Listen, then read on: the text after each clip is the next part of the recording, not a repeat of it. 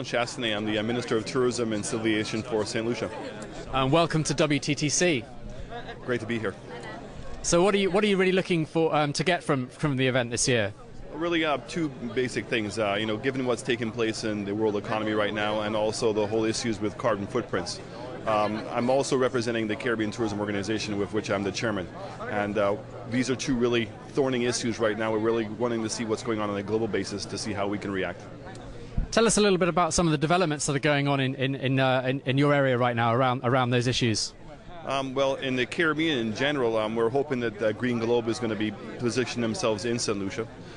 We just recently had a meeting on economic sustainability, and we also have a tourism sustainable conference that's going to be taking place at the end of April.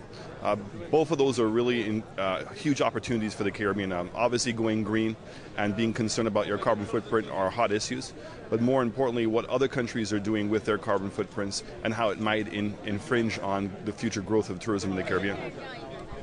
And what do you think sort of the wider kind of travel and tourism sector can do in terms of helping sustainability and really pushing the agenda forward? Well, I think two things. Clearly, one, the developers realize that they have to be green, so you're seeing much more sensitivity to the environment. The other thing is that in order for you to be sustainable, you have to be economically viable, and tourism clearly creates that opportunity. In the Caribbean, it's the #1 foreign exchange earner, it's the #1 employer, and it's also the infrastructure that allows other sectors to grow. So tourism plays a huge role in our development, and more importantly, to sustainable economic development. And I would imagine events like this, where we have people from all over the world coming together to talk about best practice and their ideas, can only help.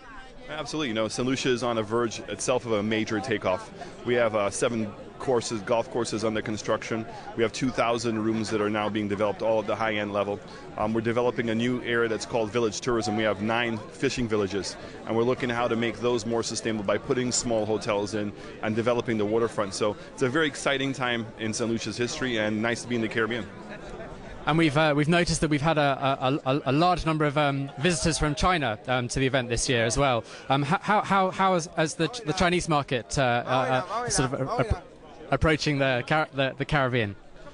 Well, it's a huge opportunity. The majority of countries in the Caribbean do recognize China. There are some that recognize Taiwan. So we're developing both those markets. There's been, I think, 3 missions. A lot of the countries in the Caribbean now have been certified by the Chinese in order to be able to accept their tourism. And I know there's been a lot of missions out there in terms of how to get them out. In the case of the Taiwan, there are major tour operators who are out in the region right now looking at the opportunity, because there's over 4 million Taiwanese living in New York, in the States itself. So that also offers a great opportunity. Great. Well, Senator, thank you very much for giving up your time to talk to us tonight, and enjoy this fantastic Dubai setting. Thank you very much. Great to be here.